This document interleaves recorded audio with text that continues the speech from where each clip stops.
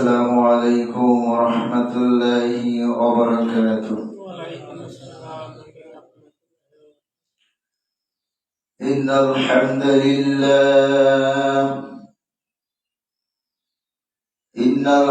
لله نحمده ونستعينه ونستغفره ونعوذ بالله من شرور أنفسنا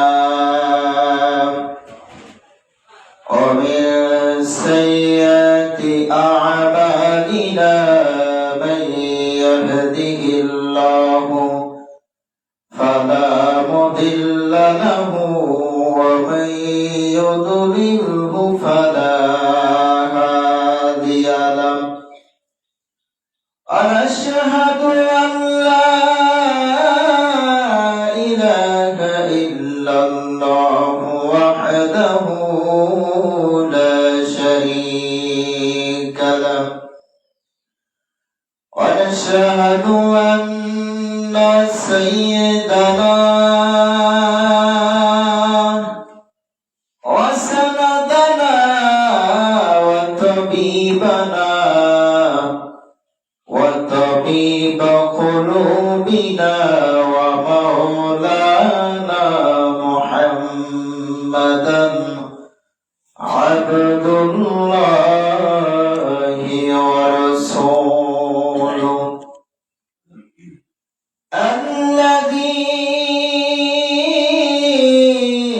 أرسله الله تعالى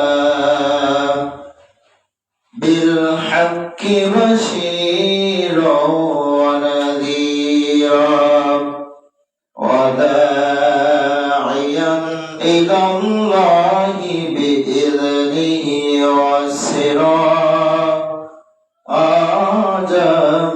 منيرا. أما بعد فقد قال الله تبارك وتعالى في كلامه المجيد وفي الفرقانه الحميد. أعوذ بالله من الشيطان الرجيم. بسم الله الرحمن الرحيم. سبحان الذي أسرى بعبده ليلا من المسجد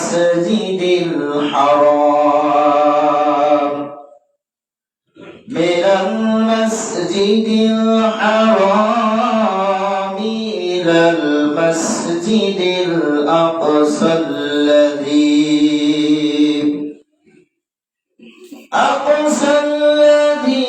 باركنا حوله لنريه من آياتنا إنه هو السميع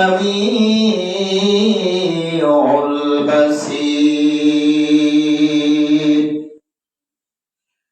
صدق الله المولانا العظيم وصدق رسوله النبي الحبيب الكريم ونحن على ذلك من الشاهدين الشاكرين. وقال تعالى في شان حبيبه ومحبوبه ومعشوقه ومخبرا وآمرا. إن الله وملائكته يصلون على النبي يا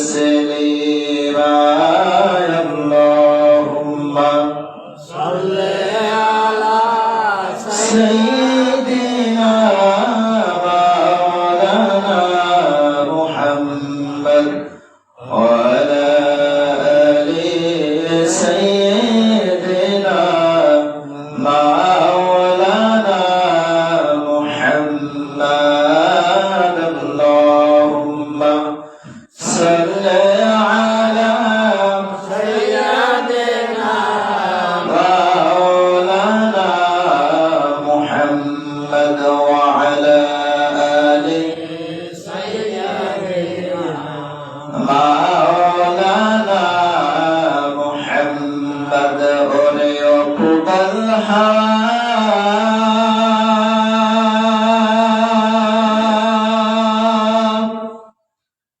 جارون مدينة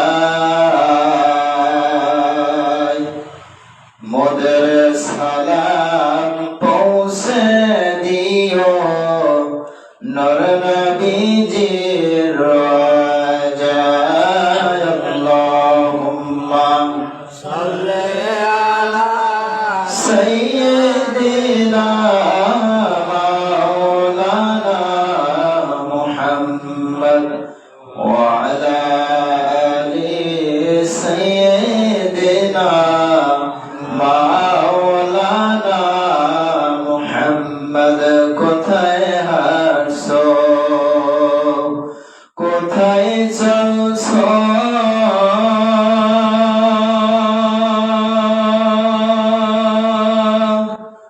অমন কোথায় যাইবা ভাগিয়া এই দুনিয়ার মায়ায় পড়ে যাইও না তা ভুলিয়া আল্লাহুম্মা সাল্লি আলা سيدنا مولانا محمد وعلى آل سيدنا مولانا محمد পৃথিবীর সবই রবে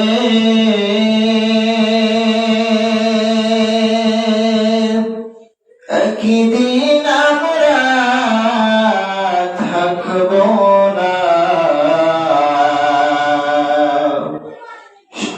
সবাই আমাদের ভুলে যাবে দয়ার নবীজি আপনি ভুলবেন না আল্লাহুম্মা সাল্লি আলা سيدنا مولانا محمد وعلى آله سيدنا مولانا محمد لا إله إلا الله لا إله إلا الله لا إله إلا الله لا إله إلا الله لا إله إلا الله لا إله إلا الله নাই কোনো মাবুদ আল্লাহ ছাড়া লা ইলাহা إلا الله লা ইলাহা ইল্লাল্লাহ লা ইলাহা ইল্লাল্লাহ কাউকে বানাইলা সফিউল্লাহ কাউকে বানাইলা খলিলুল্লাহ কাউকে বানাইলা কালিমুল্লাহ কাউকে বানাইলা রূহুল্লাহ আমার নবীজিকে বানাইলা তুমি আমার নবীকে বানাইলা তুমি তোমার প্রিয় হাবিবুল্লাহ লা ইলাহা إلا الله লা ইলাহা ইল্লাল্লাহ লা ইলাহা ইল্লাল্লাহ লা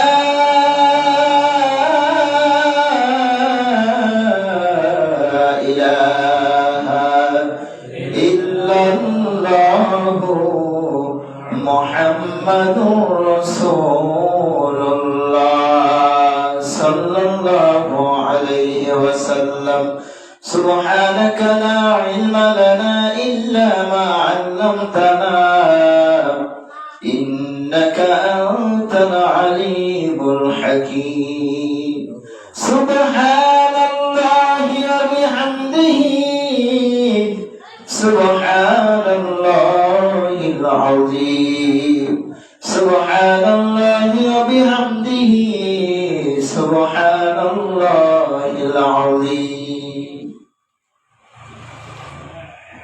আলহামদুলিল্লাহ। সম্মানিত হাজিরিন, মুসল্লিয়ানে কেরাম,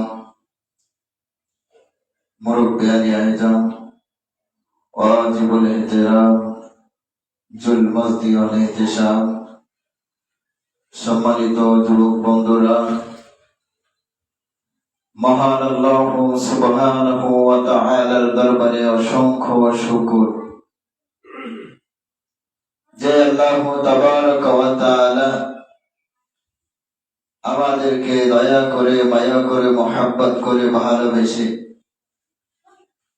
আজকে এই সপ্তাহের শ্রেষ্ঠতম দিন সাইয়্যিদুল আইয়াম ইয়াউমুল জুমআ অত্যন্ত রহমতময় বরকতময় একটি সময়, বরকতময় একটি মাসে, বরকতময় একটি দিনে আল্লাহ তাবারক ওয়া তাআলা আমাদেরকে দুনিয়ার সকল কাজের ব্যস্ততা রেখে দুনিয়ার সর্বোত্তম জায়গা আল্লাহ তাআলার ঘরে আসার এবং বসার তৌফিক যিনি দান করেছেন, সেই মহান প্রভুর দরবারে মন খুলে, প্রাণ খুলে, হৃদয়ের সকল আবেগ উজাড় করে দিয়ে ঈমানি আওয়াজে আকাশ বাতাস উজাড় করে দিয়ে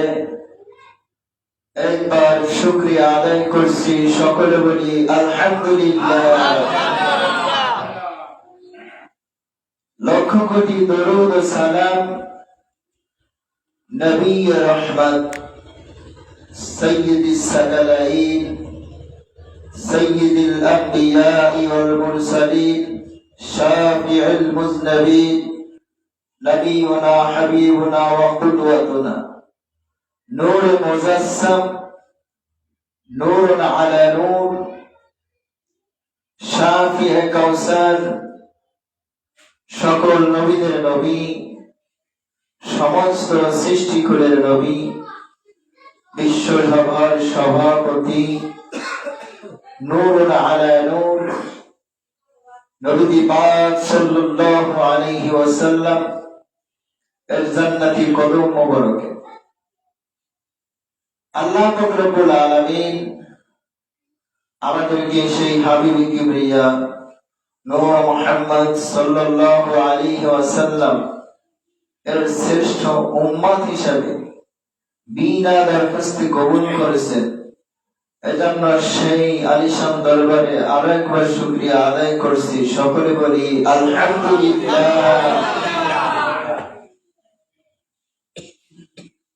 আল্লাহ পাক রব্বুল আলামিন হযরত ঈসা আলাইহিস সালাতু ওয়াস সালামকে এই জমিন থেকে উঠিয়ে নিয়েছেন।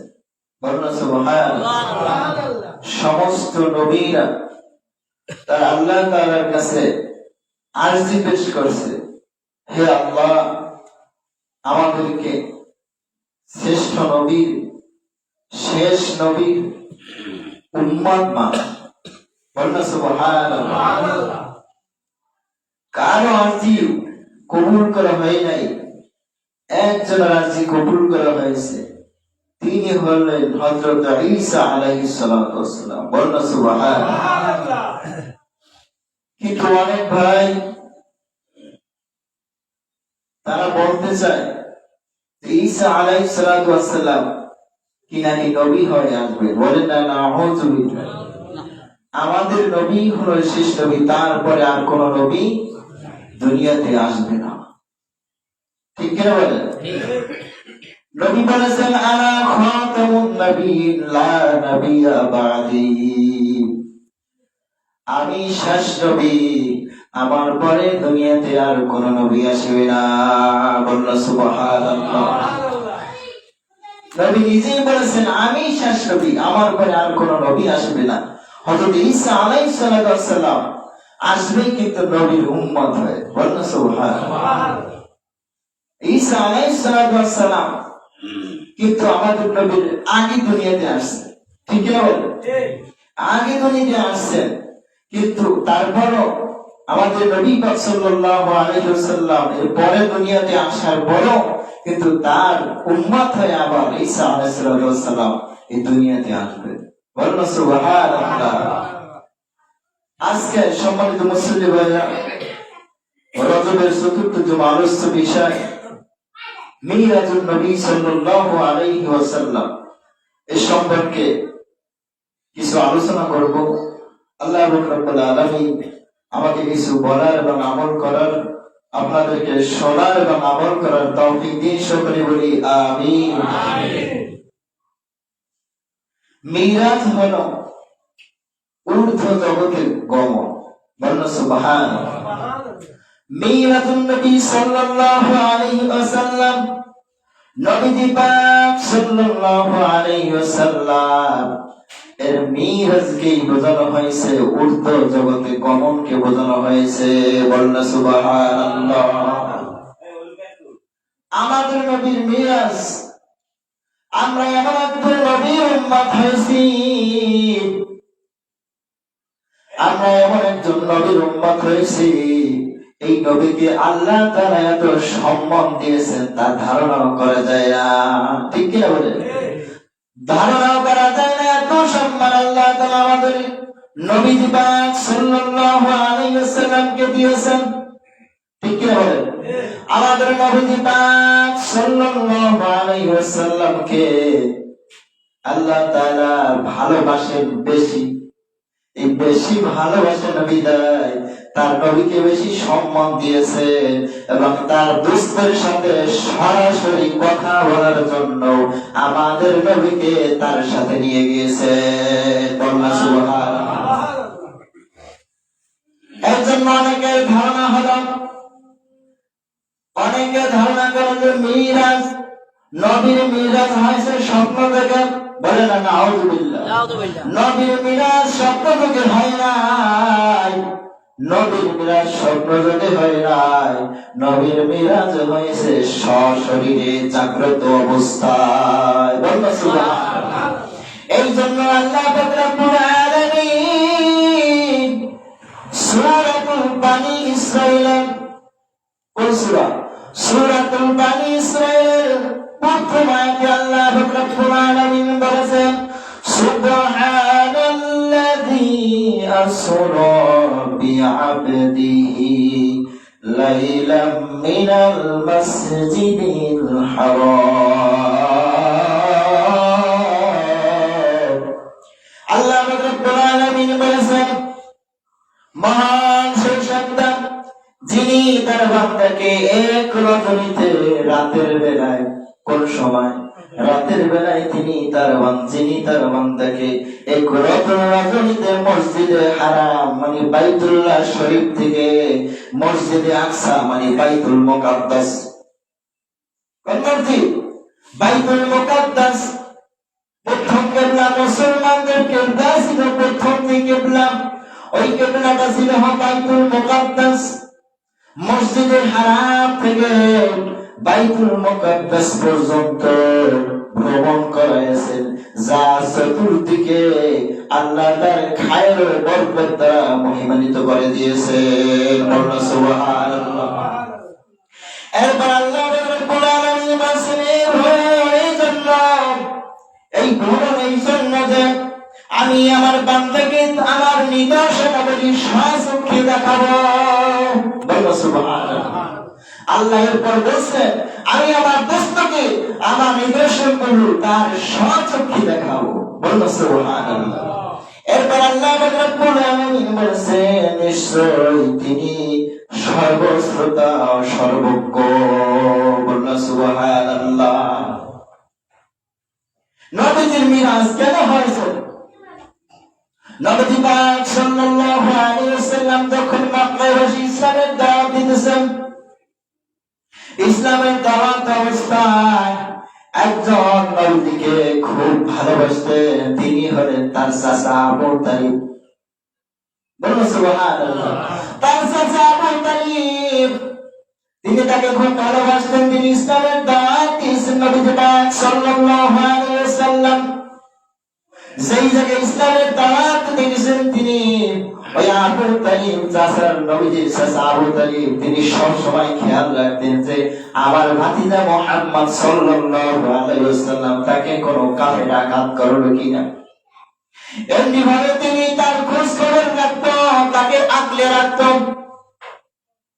এমনি ভাবে ইতিহাসে আসছেন নবী পাক সাল্লাল্লাহু আলাইহি ওয়াসাল্লামের স্ত্রী খাদিজাতুল কুবরা, হযরত খাদিজাতুল কুবরা রাদিয়াল্লাহু তাআলা আনহু এবং তার চাচা আবু তালিব, এবং এর মধ্যে আরেকটা ঘটনা ঘটেছে যে তায়েফের ময়দানে নবী মারি খাইছেন।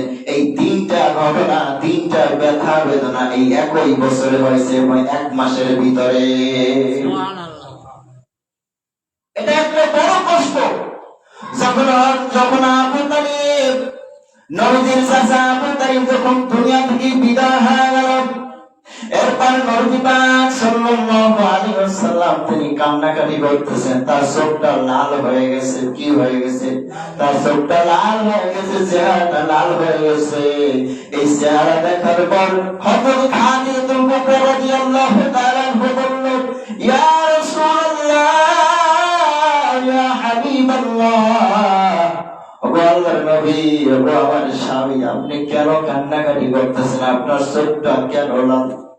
তখন নবী পাক সাল্লাল্লাহু আলাইহি ওয়াসাল্লাম বললেন, ও খাদিজা আমার স্ত্রী, শোনো, আমি মক্কায় বসে ইসলামের দাওয়াত দিয়েছি, বিভিন্ন জায়গায় দাওয়াত দিয়েছি, কিন্তু আমার চাচা আমার সবসময় খেয়াল রাখছে, আমার চাচা থাকা অবস্থায় আমি ভাতিজার গায়ে কেউ কখনো হাত দিতে পারে না। এরপর আমার চাচা দুনিয়া থেকে বিদায় হয়ে গেছে, এখন আমি ইসলামের দাওয়াত কিভাবে দিব? এরপর হযরত খাদিজাতুল কুবরা রাদিয়াল্লাহু তাআলা বললেন, ও আমার প্রাণের স্বামী, আপনি কোনো টেনশন করেন না, আমি আপনাকে সান্ত্বনা দিব। বলুন সুবহানাল্লাহ। এরপর হযরত খাদিজাতুল কুবরা রাদিয়াল্লাহু তাআলা একটা কথা বলল, ও আমার প্রাণের স্বামী, আমার মন বলতেছে আমার আল্লাহ আপনাকে আপনার গার্ডিয়ান হইতে চাই, আপনার অভিভাবক হইতে চাই। নবীজি ছিলেন এমন একজন এতিম নবী, ঠিক কিনা বলেন? আমাদের দুনিয়াতে যার বাবা নাই তাকে এতিম বলা হয়, ঠিক কিনা বলেন? যার বাবা নাই তাকে এতিম বলা হয়। আর আমাদের নবী এমন নবী, এমন এতিম নবী, তার মা ছিল না, তার বাবা ছিল না, তার চাচাও ছিল না, তার দাদাও ছিল না, ঠিক কিনা বলেন? কেউ ছিল না, এমন একজন নবী, তার কেউ ছিল না। এরপর হযরত খাদিজাতুল কুবরা রাদিয়াল্লাহু তাআলা বললেন, ও আল্লাহর নবী, আমার মনে এমন কথা, আমার মন বলতেছে আমি মনে হয় কিছুদিনের মধ্যে দুনিয়া থেকে বিদায় হয়ে যাব। এরপর কিছুদিনের মধ্যে হযরত খাদিজাতুল কুবরা রাদিয়াল্লাহু তাআলা দুনিয়া থেকে বিদায় হয়ে গেল। ওই বিদায় হয়ে যাওয়ার পর দুইটা কষ্ট পাইছে এক মাসের মধ্যে, মানে 15 দিন আগে মাথায় এরকম ভাবে এই রজব মাসের মধ্যে এই কষ্ট পাওয়ার পর নবীজির পালক পুত্র হযরত যায়েদ ইবনে হারিস রাদিয়াল্লাহু তাআলা, নবীজির পালক পুত্রের নাম কি? নবীজির পালক পুত্রের নাম হযরত যায়েদ ইবনে হারিস রাদিয়াল্লাহু তাআলা। ওই যায়েদ ইবনে হারিসকে নবী পাক সাল্লাল্লাহু আলাইহি ওয়াসাল্লাম সাথে নিয়ে তিনি তায়েফের দিকে যাইতেছেন। তায়েফের দিকে যাওয়ার পর তায়েফের কাফের যারা ছিল তাদেরকে দাওয়াত দিতেছেন, ও কাফেররা, তোমরা যেই মূর্তি বানাইয়া তোমরা পূজা করতেছো, তোমরা যেই মূর্তির ইবাদত করতেছো, ওই মূর্তির তো কোনো ক্ষমতা নাই। ওই মূর্তির কি নাই? ওই মূর্তির কোনো ক্ষমতা নাই। তোমরা এর ইবাদত করো না। তোমরা আমাকে আল্লাহর রাসূল হিসেবে জানো, আমি আমাকে আল্লাহর রাসূল হিসেবে মানো। তোমরা এক আল্লাহর ইবাদত করো, তোমরা শিরক করো না। এরপরে তায়েফের যুবকেরা, তায়েফের মুরব্বীরা, কিছু মুরব্বী তারা মানল, আল্লাহর নবী, আমরা আপনাকে মানলাম, কিন্তু এখন আমরা মুসলমান হব না, আগামী হজের সময় মুসলমান হয়ে যাব। এরপর কিছু মুরব্বীরা বলল, ইয়া রাসূলুল্লাহ, ইয়া হাবিবাল্লাহ, আপনি এই জায়গা থেকে চলে যান, আপনি এই জায়গা থেকে চলে যান। এদের মনের কথা, এরা যা বলছে এদের কিন্তু মনের কথা না। এরপর একদল মুরব্বী তারা তাকে পাঠাই দিছিল, এর পিছন থেকে আর একদল মুরব্বী। এই সমাজের মধ্যে কিছু মুরব্বী থাকে এক প্যাঁচ বাঁধানোর জন্য। কি বাঁধানোর জন্য? প্যাঁচ বাঁধানোর জন্য। ইসলামের শত্রু, মুসলমানের শত্রু। এই জন্য মুসলমান ওই মুসলিমরা, ওই বৃদ্ধ মানুষ, কিছু মুরব্বীরা তারা যুবকদেরকে লেলাই দিল, যুবকদেরকে বলছে, বখাটে যুবকদেরকে বলছে, ও যুবকেরা, ওই পাগল মুহাম্মদ সাল্লাল্লাহু আলাইহি ওয়াসাল্লাম যায়, ও পাগলকে পাথর মারো, আমাদের মান ইজ্জত নড়ে চলে যাবে। বলে না, নাউযুবিল্লাহ। কিছু বখাটে যুবকদেরকে তার পিছনে লেলাই দিলাম। এরপর নবী মুহাম্মদ সাল্লাল্লাহু আলাইহি ওয়াসাল্লাম এবং তার পালক পুত্র যায়েদ ইবনে হারিস রাদিয়াল্লাহু তাআলা আনহু এই দুইজনে হাঁটতেছেন।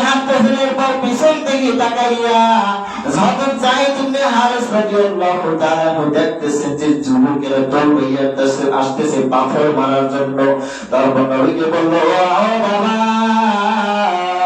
আমরা তাড়াতাড়ি চলে, ওই দেখেন কাফেরের দলেরা পাথর মারবে আমাদের জন্য, আমাদের পিছনে পিছনে আসতেছে। তখন নবী পাক সাল্লাল্লাহু আলাইহি ওয়াসাল্লাম বললেন, আমরা তো ইসলামের দেওয়া পৃথিবীর, আমরা কখনো খারাপ কথা বলি না, আমাদেরকে মারবে না।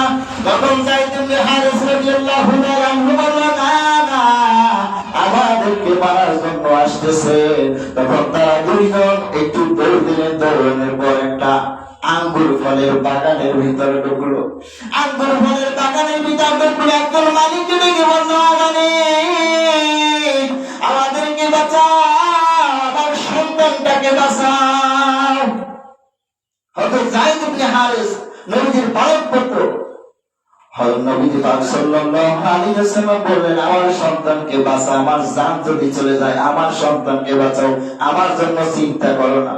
এরপর হযরত যায়েদ ইবনে হারিস রাদিয়াল্লাহু তাআলা আনহু লুকিয়ে রাখলেন, কিন্তু আমাদের নবী পাক সাল্লাল্লাহু আলাইহি ওয়াসাল্লামকে কাফেররা বৃষ্টির মতো পাথর মারতে মারতে এমন ভাবে পাথর মারছে, তার রক্ত মোবারকে তার জুতা মোবারক পায়ের সাথে আটকে গেছে। দিনের জন্য এমন ভাবে মার খাইছে। এরপর একবার উপরে উঠাইয়া পাথর মারে, তারপর আবার তিনি বেহুশ হয়ে যায়, এরপর আবার হুঁশ ফিরে আসে, এরপর আবার বেহুশ হয়ে যায়, এরপর এমন এক সময় নিস্তেজ হয়ে গেছে। এরপর কাফিরেরা তারা মনে করছে যে নবীজি মারা গেছে। এরপর তারা চলে গেছে। চলে যাওয়ার পরে আঙ্গুর ফলের মালিক, ওই মালিক তিনি আঙ্গুর ফলের বাগানে যাইয়া দুইটা আঙ্গুর ছেড়ে তার নবীজির মুখের মধ্যে ধরলেন। এরপর নবী পাক সাল্লাল্লাহু আলাইহি ওয়াসাল্লাম মুখটা খুললেন আর চোখটা খুললেন। খোলার পর ওই আঙ্গুর ফলের মালিককে বললেন, আমাকে নিয়ে যাও, আমার বাড়িতে নিয়ে যাও, আমাকে বাড়িতে নিয়ে যাও। এরপর জিবরাইল আলাইহিস সালাতু ওয়াস সালাম এসে বলল, ইয়া রাসূলুল্লাহ, ইয়া হাবিবাল্লাহ, ও আল্লাহর নবী, আপনি কেমন আছেন? তখন আল্লাহর নবী সাল্লাল্লাহু মুহাম্মদ রাসূলুল্লাহ সাল্লাল্লাহু আলাইহি ওয়াসাল্লাম বললেন, ও জিবরাইল, আমাকে আমাকে কাফেররা এমন ভাবে মারলো, তুমি কোথায় ছিলে? তখন জিবরাইল বলল, ইয়া রাসূলুল্লাহ, ইয়া হাবিবাল্লাহ, গো আল্লাহর নবী, আমি তো আসতেছিলাম, আমাকে আল্লাহ তাআলা শিকল দিয়ে আসমানে বেঁধে রেখেছিলেন। বলো সুবহানাল্লাহ। আমি তো আসমানে ছিলাম, ওগো নবীজি, আমাকে আপনি বাধ্য দিন না, আমি আসতেছিলাম, আমাকে আল্লাহ আটকে রেখেছেন আসমানের ভিতর।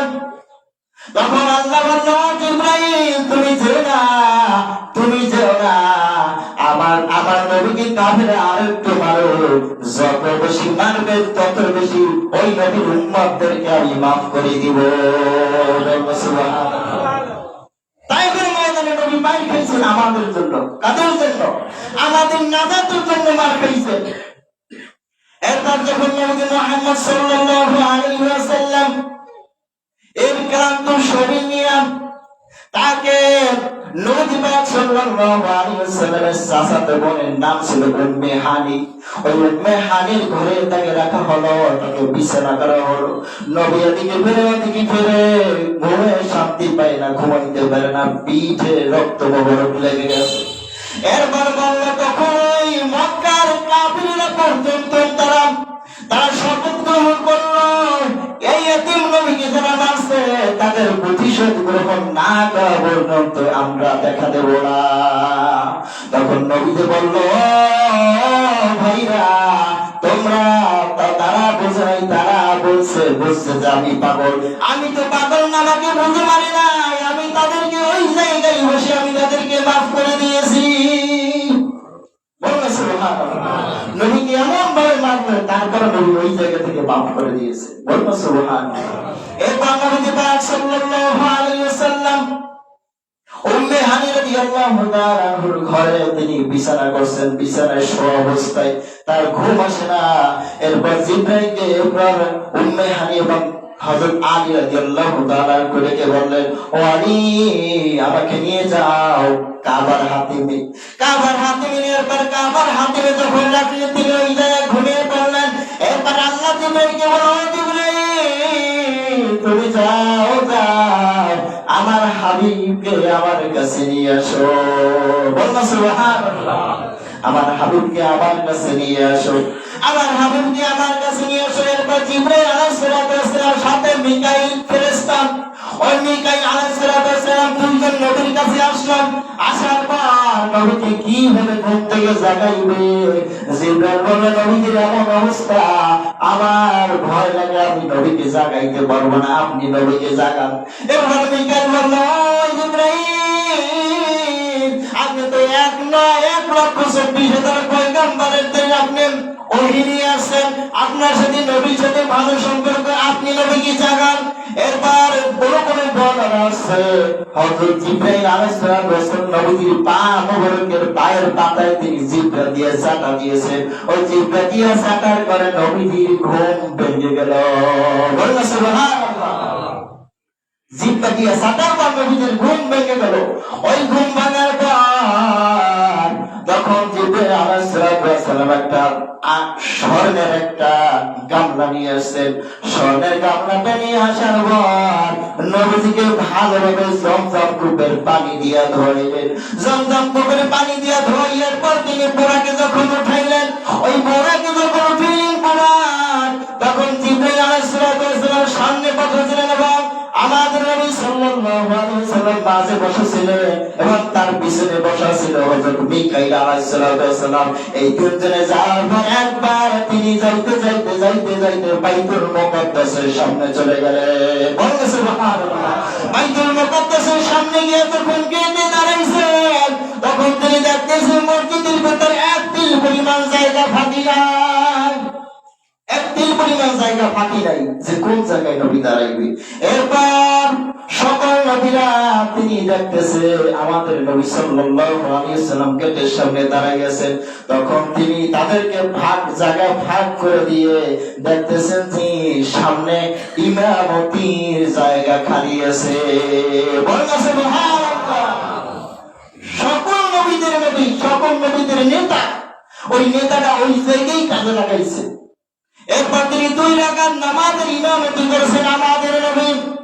ইমামতি করার পর নবী পাক সাল্লাল্লাহু সাল্লাল্লাহু আলাইহি ওয়াসাল্লাম যখন মসজিদ থেকে সকল নবীদের সামনে বক্তব্য দিয়েছেন, বক্তব্য দেওয়ার পর বিদায় নেওয়ার পর তিনি যখন গেট দিয়ে বাইর হবেন, গেট দিয়ে বাইর হওয়ার পর তার সামনে ফেরেশতারা তিনটা জিনিস রাখলেন। কয়টা জিনিস?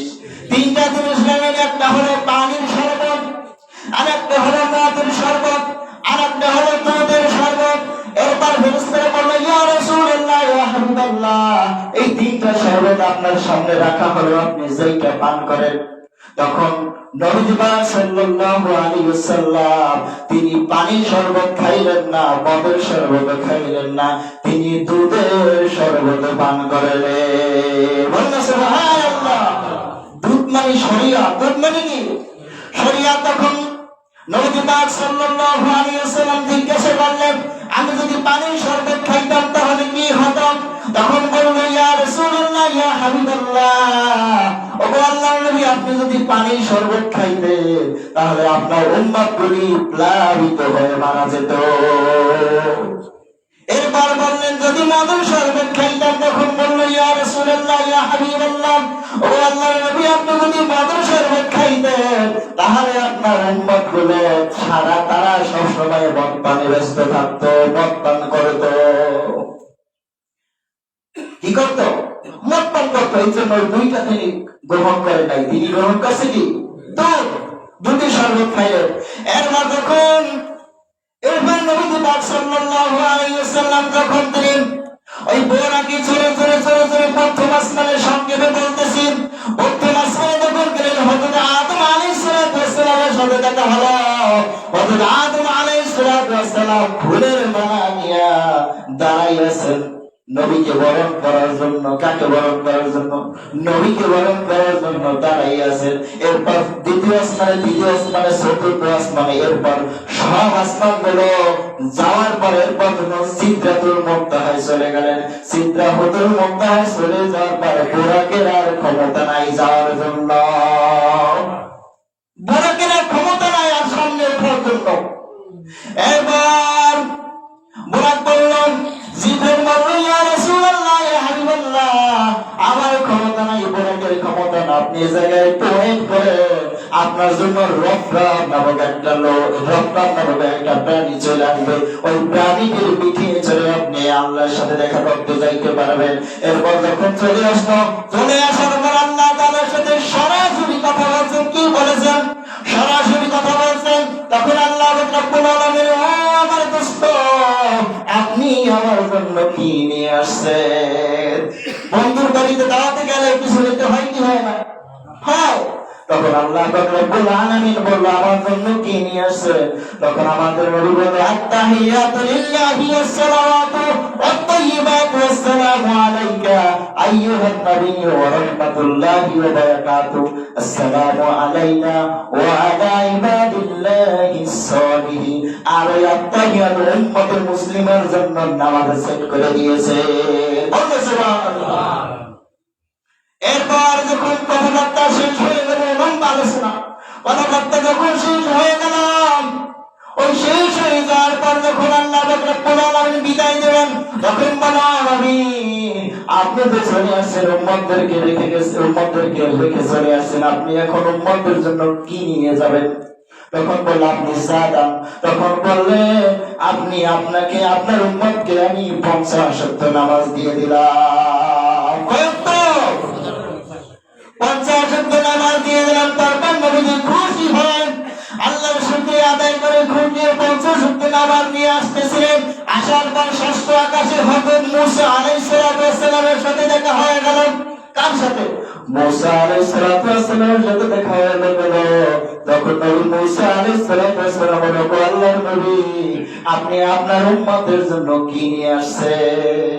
তখন বলল, নবী মূসা, আমি আমার উম্মতের জন্য 50 ওয়াক্ত নামাজ নিয়ে আসছি। বলল সুবহানাল্লাহ। কয়েক নামাজ? 50 ওয়াক্ত নামাজ নিয়েছি। তখন নবী মূসা আলাইহিস সালাম বলল, ও আল্লাহর নবী, আমার উম্মতের জন্য 2 ওয়াক্ত নামাজ ফরজ করে দিয়েছে আল্লাহ। আমার উম্মত তো 2 ওয়াক্ত নামাজ ঠিকভাবে পড়তে পারে না। আর আপনার নবীর উম্মতের বয়স হবে কম, তারা কি কিভাবে 50 ওয়াক্ত নামাজ পড়বে, নৌকার মিছিলে কখন যাবে, ধান শীষের মিছিলে কখন যাইবে, মদ খাইবে কখন, জুয়া খেলবে কখন, 50 ওয়াক্ত নামাজ পড়বে কখন। ঠিক কি বলে? মিছিলে যায় না, নামাজ পড় দিয়ে যায় কি যায় না? একজন মুমিন মুসলমান আপনার উম্মত তো সময় পাইবে না, কারণ এখন তো নামাজ পড়ার পর আর একটা নামাজ চলে আসবে। আমরা এই শীতের সময় মনে করি যে এই জোহরের নামাজ এইমাত্র পড়লাম, আবার করতে হবে আসরের নামাজ। তখন আপনি যান আল্লাহর কাছ থেকে আরো কিছু নামাজ কমাইয়া নিয়ে আসেন। তখন এইরকম করতে করতে, সংক্ষেপে বলতেছি, এইরকম করতে করতে 9 বার আমাদের নবী আল্লাহর কাছে গেছে। কয়বার? 9 বার গেছেন। এই 9 বার যাওয়ার পর 45 ওয়াক্ত নামাজ কেটে দিয়েছেন, 5 ওয়াক্ত রেখে দিয়েছেন। নবী সাল্লাল্লাহু আলাইহি ওয়াসাল্লাম বলেছেন, ওগো আল্লাহ, আমার নবীর উম্মতকে 5 ওয়াক্ত যেহেতু দিয়েছেন, কিন্তু ওই 5 ওয়াক্ত নামাজ পড়লে 50 ওয়াক্ত নামাজের সওয়াব দিয়ে দেবেন আপনি। আল্লাহ সুবহানাল্লাহ। এই 5 ওয়াক্ত নামাজ পড়লে আমরা 50 ওয়াক্ত নামাজের সওয়াব পাবো। ঠিক কি বলে? এই জন্য নামাজ আমরা পড়বো না ছাড়বো? নামাজ পড়বো না ছাড়বো? নামাজ পড়ে লাগবে কি লাগবে না? এই মেরাজের আলোচনা অনেক, কিন্তু সংক্ষিপ্ত সময় তো কম। আল্লাহ পাক রব্বুল আলামিন আমাদেরকে আমল করার তৌফিক দিন, সকলে বলি আমিন। আসসালামু আলাইকুম ওয়া রাহমাতুল্লাহি ওয়া বারাকাতুহু। যারা পড়ে আছেন তারা দাঁড়িয়ে সালাত কবুলের জন্য সুন্নাত আদায় করেন।